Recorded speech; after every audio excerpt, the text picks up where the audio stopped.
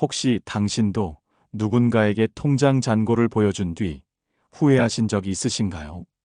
그 순간 이후로 그 사람과의 관계가 이상하게 불편해지진 않으셨나요? 아니면 자식 이야기를 했다가 괜히 비교당하거나 수군거림의 대상이 된 적은 없으신가요? 건강 문제를 털어놨더니 주변에서 나를 점점 환자 취급하는 것 같진 않으셨나요? 이 세 가지는 단순히 개인정보가 아닙니다. 이것들은 우리의 자존감과 삶의 주도권을 지키는 마지막 경계선입니다. 오늘 이 이야기를 끝까지 들으시면 왜 보여주지 말아야 하는지 그 진짜 이유를 아시게 될 겁니다. 그리고 이건 단순히 숨기라는 얘기가 아닙니다. 나를 지키는 일입니다. 영상 중간쯤 가면 한 가지 질문을 드릴 겁니다. 그 질문의 답은 영상 끝에 가면 자연스럽게 보이실 겁니다. 그러니 조금만 더 들어보세요. 많은 분들이 이렇게 말씀하십니다. 나이가 들면 더 솔직하게 살아야 한다고.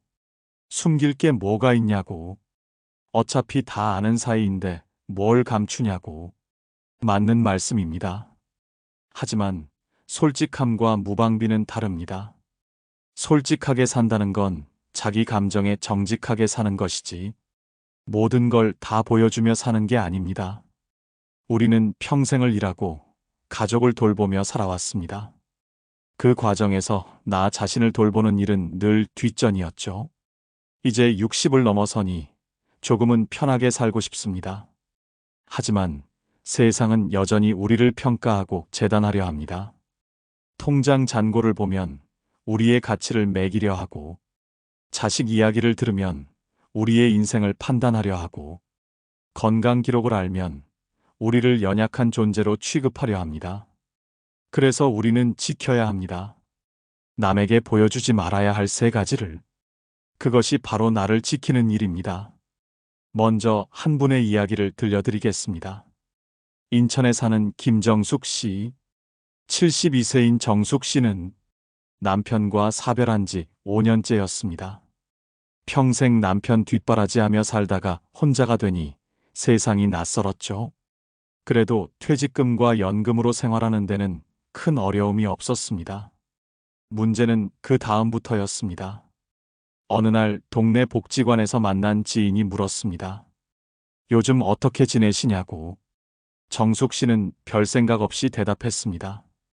그럭저럭 괜찮다고, 연금도 나오고 퇴직금도 조금 있어서 걱정은 없다고. 그 순간 상대방의 눈빛이 미묘하게 변했습니다. 아, 그러시구나 하는 표정. 정숙 씨는 그때는 그 변화를 크게 의식하지 못했습니다. 그저 예의상 나눈 대화라고 생각했죠. 하지만 집에 돌아와 저녁을 먹는 내내 그 눈빛이 자꾸 떠올랐습니다. 뭔가 이상했습니다. 그 눈빛은 공감이 아니었습니다. 동정도 아니었습니다. 그건 계산하는 눈빛이었습니다. 머릿속으로 무언가를 가늠하고 있는 표정. 마치 저울질하듯 나를 재고 있는 느낌. 그날 밤 정숙 씨는 잠을 설쳤습니다. 괜히 그런 말을 했나 싶은 후회가 밀려왔습니다. 하지만 이미 엎질러진 물이었죠. 며칠 뒤부터였습니다. 그 지인이 자꾸만 투자 이야기를 꺼냈습니다. 요즘 좋은 상품이 있다고. 은행에 그냥 놔두면 손해라고. 친구 소개로 믿을 만한 곳이라고.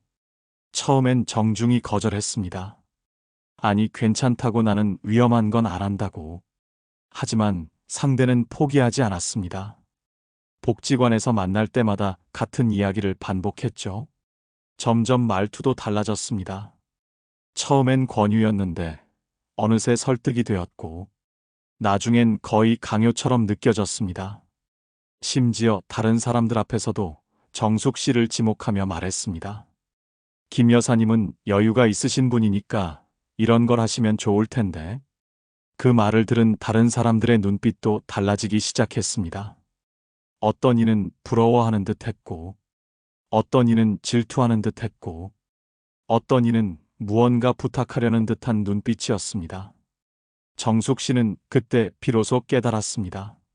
내가 돈 이야기를 꺼낸 순간 나는 더 이상 김정숙이라는 한 사람이 아니라 돈이 있는 사람으로만 보이게 됐구나. 사람들은 이제 그녀를 보는 게 아니라 그녀의 통장을 보고 있었습니다. 더 힘든 건 그 다음이었습니다. 어느 날 친척 조카가 전화를 했습니다. 오랜만에 연락한 거라 반가웠죠. 하지만 대화는 금세 돈 이야기로 흘렀습니다.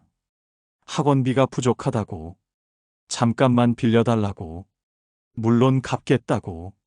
정숙 씨는 망설였습니다. 주고 싶었습니다. 하지만 그게 시작이 될까봐 두려웠습니다. 한 번 주면 또 달라고 할 것 같았습니다. 결국 어렵게 거절했습니다. 조카는 서운한 목소리로 전화를 끊었습니다. 그날 밤 정숙 씨는 또 잠을 못 이뤘습니다. 내가 인정머리 없는 사람이 된 것 같았습니다. 하지만 다른 한편으로는 억울했습니다. 내가 평생 모은 돈인데 왜 내 마음대로 못 쓰나? 왜 남에게 설명하고 변명해야 하나? 결국 정숙 씨는 그 복지관에 가는 걸 그만뒀습니다. 편하게 차 한 잔 마시던 곳이 불편한 곳이 돼버린 겁니다. 그 일 이후로 정숙 씨는 누구에게도 자신의 재정 상황을 말하지 않았습니다. 아무리 친한 사람이라도, 아무리 오래된 관계라도 돈 이야기만큼은 철저히 선을 그었습니다. 정숙 씨는 이제 알았습니다. 통장 잔고를 말하는 순간 모든 관계가 달라진다는 것을. 여기서 잠깐 질문 하나 드리겠습니다. 왜 통장 잔고를 보여주면 안 될까요? 단순히 시기와 질투 때문일까요? 아니면 사기를 당할까봐 두려워서일까요? 이 질문의 진짜 답은 영상 끝부분에 가면 자연스럽게 이해하실 수 있을 겁니다. 지금은 일단 계속 들어주세요. 통장 잔고를 보여주는 순간 당신은 돈이라는 숫자로 환원됩니다. 당신이 평생 어떤 사람으로 살아왔는지, 어떤 가치관을 가지고 있는지, 어떤 꿈을 꾸며 사는지, 그런 건 중요하지 않게 됩니다. 오직 통장에 얼마가 있느냐만이 중요해집니다. 돈이 많으면 부러움과 질투의 대상이 되고, 돈이 적으면 동정과 무시의 대상이 됩니다. 어느 쪽이든 당신은 온전한 한 사람으로 존중받지 못합니다. 더 무서운 건 이겁니다. 통장 잔고를 아는 순간 사람들은 당신의 소비를 감시하기 시작합니다. 새 옷을 사면 돈이 있으면서 왜 그런 걸 사느냐고 말하고, 여행을 가면 돈이 없으면서 어떻게 여행을 가느냐고 말합니다. 당신의 모든 선택이 타인의 평가 대상이 됩니다. 이제 당신은 당신 돈을 쓰는데도 남의 눈치를 봐야 합니다. 그게 과연 자유로운 삶일까요? 더 깊이 들어가 보겠습니다. 왜 우리는 돈 이야기를 하고 싶어질까요? 그 이면에는 불안이 있습니다. 돈이 많으면 인정받고 싶은 마음, 돈이 적으면 동정받고 싶은 마음. 어느 쪽이든 우리는 돈으로 우리의 가치를 증명하려 합니다. 하지만 그건 함정입니다. 돈은 우리의 가치를 증명하지 못합니다. 돈은 그저 도구일 뿐입니다. 당신의 가치는 통장 잔고가 아니라 당신이라는 존재 자체에 있습니다. 그럼 이제 두 번째 이야기로 넘어가겠습니다. 자식 문제입니다. 부산에 사는 박영호 씨, 67세인 영호 씨에게는 두 아들이 있었습니다.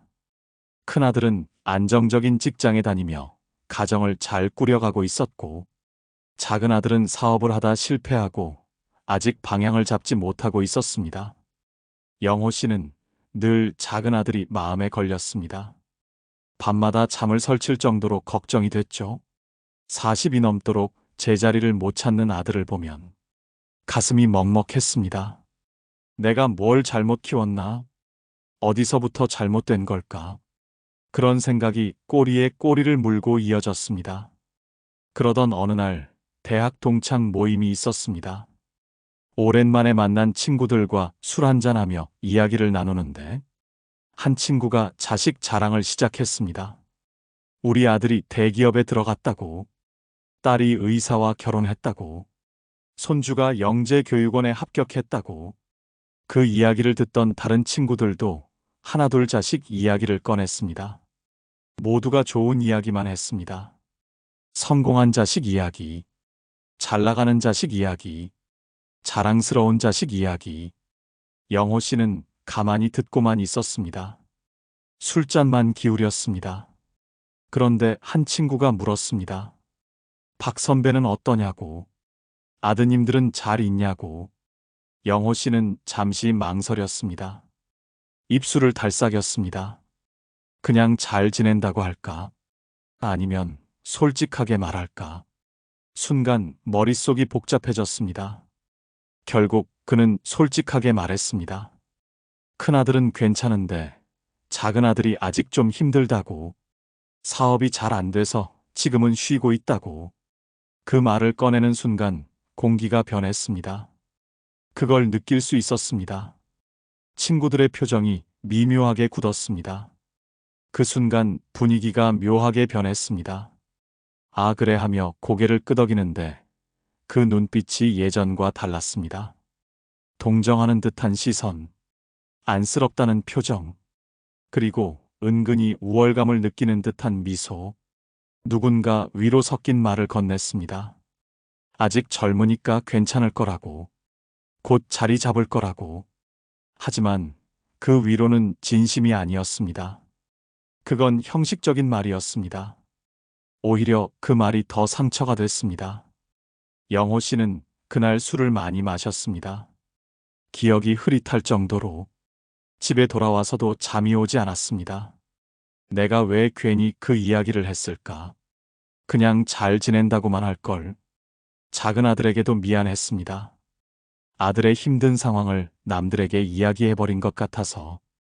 그날 이후로 모임에 나갈 때마다 영호 씨는 불편했습니다. 친구들이 자식 이야기를 할 때마다 자신은 입을 다물게 됐죠. 어떤 때는 일부러 모임을 피하기도 했습니다. 더 힘든 건 다른 친구들끼리 수군대는 소리를 들었을 때였습니다. 어느 날 화장실에 가려다 복도에서 우연히 들었습니다. 박 선배 작은아들 아직도 백수래. 그러게 자식 교육을 잘못했나 봐. 아니면 원래 애가 문제가 있었던 거 아닐까? 그런 말들이 귓전을 때렸습니다. 영호 씨는 그 자리에 얼어붙었습니다. 숨을 쉬기가 힘들었습니다. 가슴이 답답했습니다. 화가 났습니다. 하지만 동시에 수치스러웠습니다. 그날 밤 영호 씨는 집에 돌아와 한참을 멍하니 앉아 있었습니다. 아내가 무슨 일이냐고 물었지만 대답하지 않았습니다. 그냥 피곤하다고만 했습니다. 영호 씨는 그날 밤 스스로에게 다짐했습니다. 다시는 자식 이야기를 하지 않겠다고. 좋은 일이 있어도 나쁜 일이 있어도 그저 잘 지낸다는 말만 하겠다고. 자식 문제를 남에게 이야기하는 순간 일어나는 일이 있습니다. 자식이 잘 되면 자랑으로 들리고 자식이 못 되면 불쌍한 사람이 됩니다. 어느 쪽이든 당신은 평가받습니다. 더 문제는 이겁니다. 사람들은 당신의 자식을 통해 당신의 인생을 평가합니다. 자식이 성공하면 당신은 훌륭한 부모가 되고 자식이 실패하면 당신은 부족한 부모가 됩니다. 하지만 이건 말이 안 됩니다. 자식의 인생은 자식의 것이지 부모의 것이 아니니까요. 자식이 어떻게 사는지가 부모의 가치를 결정하지 않습니다. 유교 문화권에서 우리는 오랫동안 자식을 부모의 연장선으로 봐왔습니다. 자식의 성공이 곧 부모의 성공이고 자식의 실패가 곧 부모의 실패라고 여겼습니다. 하지만 그건 잘못된 생각입니다. 자식은 독립된 인격체입니다. 그들의 선택과 그 결과는 그들의 것입니다. 물론 부모가 영향을 주긴 하지만 모든 책임을 부모에게 돌릴 수는 없습니다.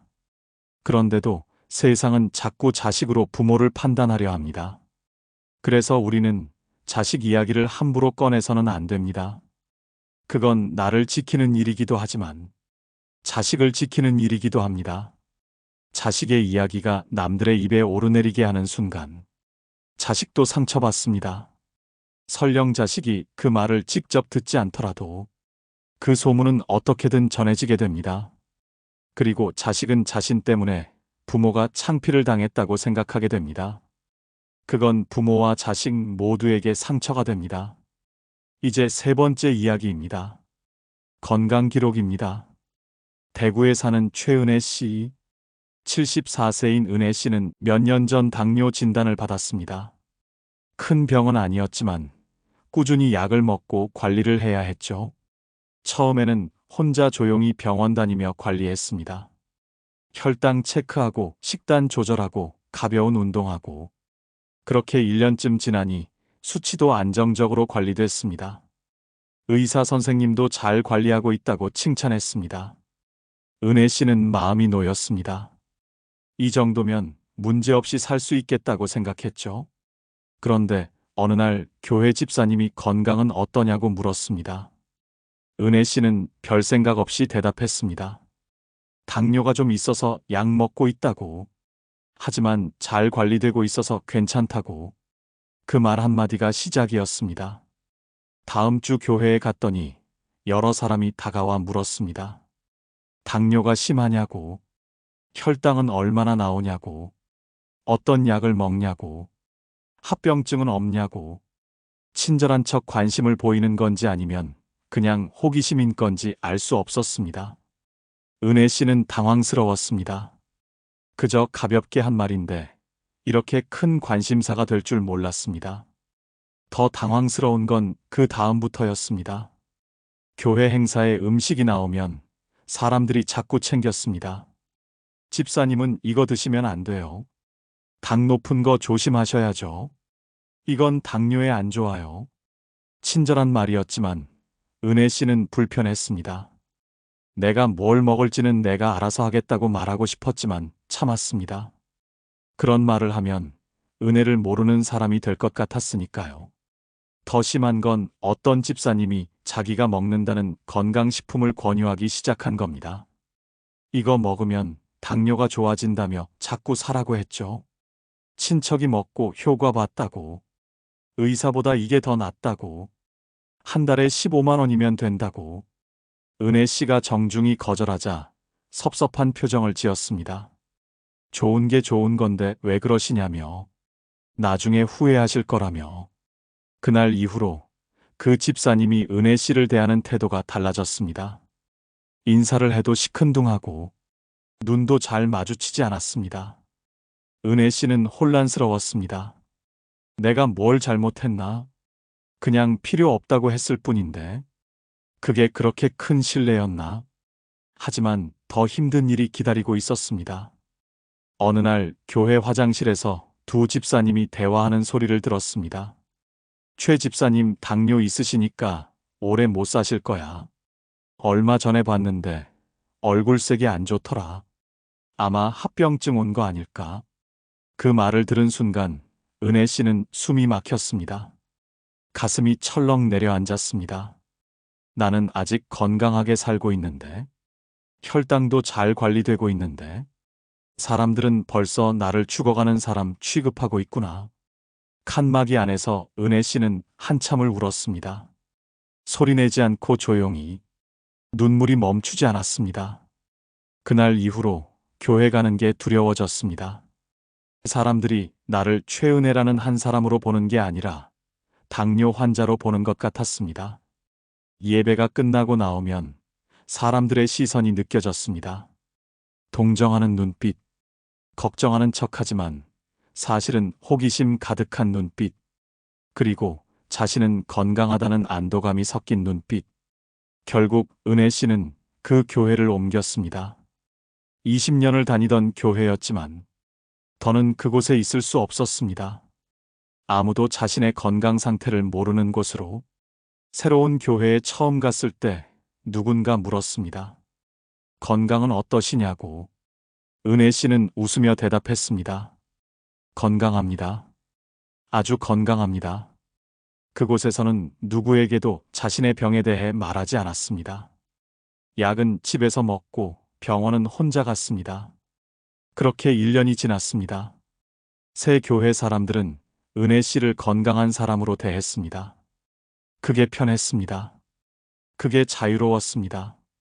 건강 기록을 알리는 순간 당신은 환자가 됩니다. 아무리 경미한 병이라도, 아무리 잘 관리되고 있다 해도 사람들은 당신을 건강한 사람으로 보지 않습니다. 더 무서운 건 이겁니다. 건강 정보를 아는 순간 사람들은 당신의 수명을 가늠하기 시작합니다. 언제까지 살 수 있을지, 얼마나 건강할 수 있을지, 그런 계산을 하기 시작합니다. 그리고 그 계산에 따라 당신을 대하는 태도가 달라집니다. 보험 들려고 해도 거절당하고, 대출 받으려 해도 어려워지고, 심지어 가족들조차 당신을 조심스럽게 대하기 시작합니다. 당신은 더 이상 독립적인 어른이 아니라 돌봐야 할 환자가 됩니다. 이건 의학적 판단의 문제가 아닙니다.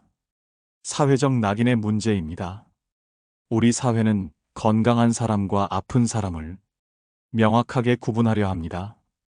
그리고 아픈 사람에게는 보이지 않는 선을 긋습니다. 동정은 하지만 동등하게 대하지 않습니다. 걱정은 하지만 존중하지 않습니다. 그게 우리가 건강 기록을 함부로 드러내서는 안 되는 이유입니다. 이제 처음 질문으로 돌아가 보겠습니다. 왜 이 세 가지를 보여주면 안 될까요? 단순히 불이익을 당할까 봐서일까요? 아닙니다. 진짜 이유는 이겁니다. 보여주는 순간 당신의 삶이 남의 손에 넘어가기 때문입니다. 통장 잔고를 보여주면 당신의 소비가 남의 평가 대상이 됩니다. 자식 이야기를 하면 당신의 인생이 남의 판단 대상이 됩니다. 건강 기록을 알리면 당신의 존재가 남의 계산 대상이 됩니다. 결국 이 세 가지는 당신이라는 사람의 주도권과 직결됩니다. 이걸 지키지 못하면 당신은 더 이상 당신의 삶을 살 수 없습니다. 남들이 정해준 기준에 맞춰 살아야 합니다. 남들이 기대하는 모습으로 살아야 합니다. 그게 과연 당신이 원하는 삶입니까? 여기서 철학적으로 깊이 들어가 보겠습니다. 프랑스 철학자 사르트르는 이렇게 말했습니다. 타인은 나의 지옥이다. 이 말의 의미는 타인의 시선이 나를 대상화한다는 겁니다. 내가 나를 보는 게 아니라 타인의 눈으로 나를 보게 만듭니다.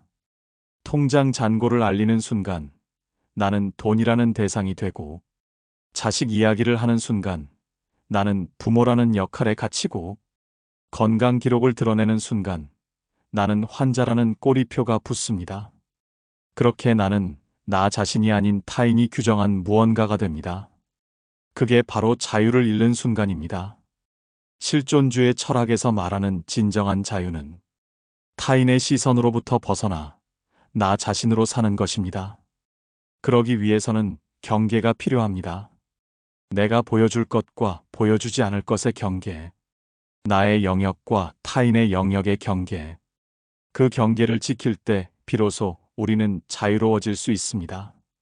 그런데 여기서 한 가지 오해하지 말아야 할 게 있습니다. 모든 걸 숨기고 살라는 얘기가 아닙니다. 중요한 건 선택입니다. 누구에게 무엇을 얼마나 보여줄지, 그 선택권은 당신에게 있어야 합니다. 가족이나 정말 믿을 수 있는 사람에게는 필요한 정보를 공유해야 합니다. 통장 정보는 만약을 대비해 가족과 공유하는 게 좋습니다. 갑자기 무슨 일이 생겼을 때 누군가는 알아야 하니까요. 건강 정보는 같이 사는 사람이나 응급 상황에 연락할 사람은 알아야 합니다. 당신의 안전을 위해서 필요한 일입니다. 자식 문제도 진짜 조언을 구할 사람에게는 털어놓을 수 있습니다. 진심으로 들어줄 사람, 판단하지 않고 공감해줄 사람, 그런 사람이 있다면 얘기해도 됩니다. 중요한 건 무분별하게 드러내지 않는 겁니다. 불특정 다수에게 알릴 필요가 없습니다. 친하다는 이유만으로 다 보여줄 필요도 없습니다. 정말 필요한 사람에게 필요한 만큼만 보여주는 게 지혜입니다. 독일의 철학자 칸트는 이렇게 말했습니다. 인간을 수단으로 대하지 말고 목적으로 대하라. 이 말은 거꾸로도 적용됩니다. 당신 자신도 수단이 아니라 목적이어야 합니다. 돈을 보여줘서 관계를 유지하려는 건 당신을 수단으로 만드는 일입니다. 자식 이야기로 체면을 세우려는 건 당신을 수단으로 만드는 일입니다. 건강을 숨기거나 드러내서 동정을 받으려는 건 당신을 수단으로 만드는 일입니다. 당신은 목적 그 자체여야 합니다. 당신의 가치는 그 무엇으로도 증명될 필요가 없습니다.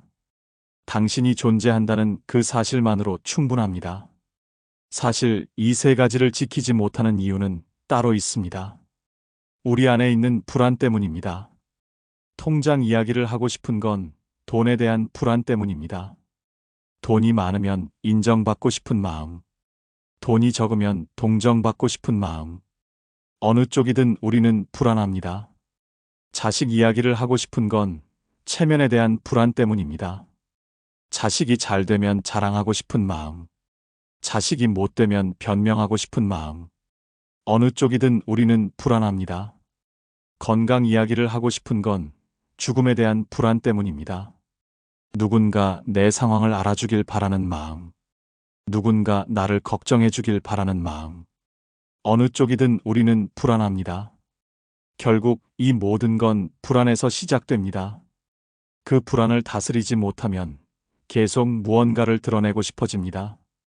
그리고 드러낸 순간 후회하게 됩니다. 불교에서는 이를 집착이라고 부릅니다. 인정받고 싶은 집착, 사랑받고 싶은 집착, 기억되고 싶은 집착.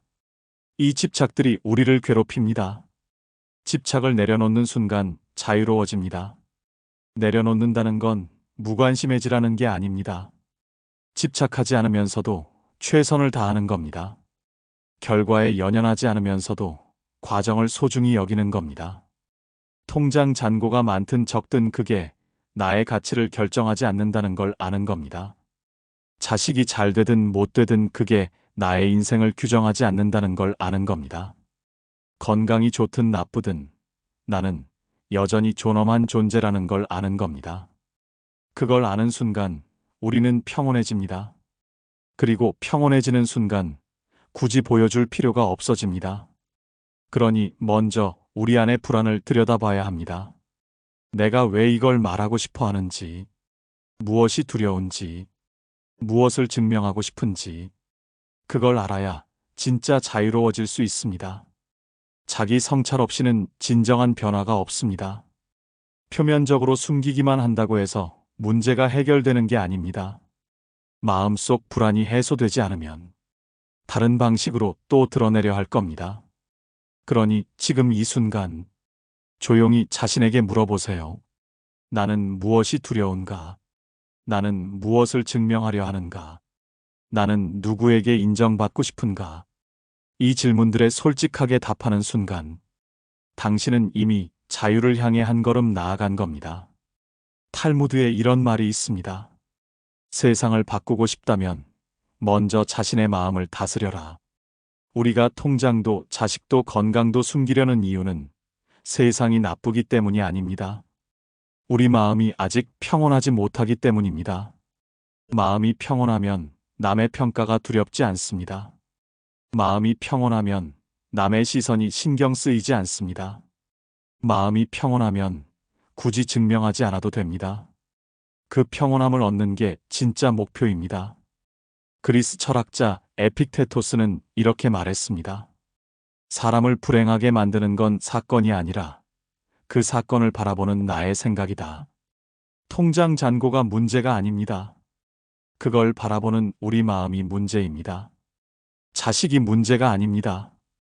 자식을 통해 나를 증명하려는 마음이 문제입니다. 건강이 문제가 아닙니다. 건강으로 내 가치가 정해진다고 생각하는 마음이 문제입니다. 그러니 이제 우리는 마음을 돌봐야 합니다. 그 마음이 평온해지면 자연스럽게 경계가 만들어집니다. 굳이 애쓰지 않아도 지켜야 할 걸 지키게 됩니다. 노자는 도덕경에서 이렇게 말했습니다. 아는 사람은 말하지 않고 말하는 사람은 알지 못한다. 진정으로 아는 사람은 함부로 드러내지 않습니다. 자신의 가치를 알기에 증명할 필요가 없습니다.